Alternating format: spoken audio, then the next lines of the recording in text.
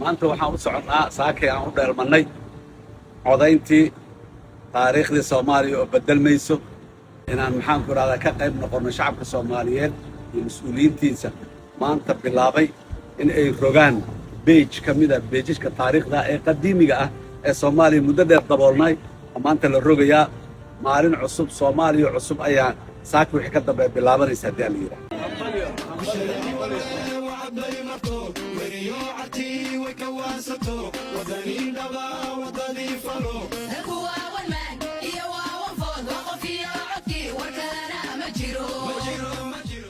maanta maalin kale waayo oo aan shaacina taariikh Soomaaliyeed cusub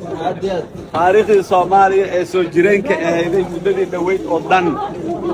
ayaan maxaan ku iraahday aan u bedelnay dhinaca kale hal bog oo taariikhda kamida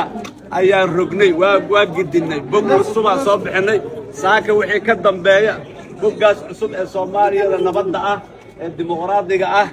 ee doorata hoggaankeeda wadadaasaan maanta lugta saaray ilaahay idinkiis meel fiican ayaynu nagu dhamaynaysaa aad iyo aad u mahadsantahay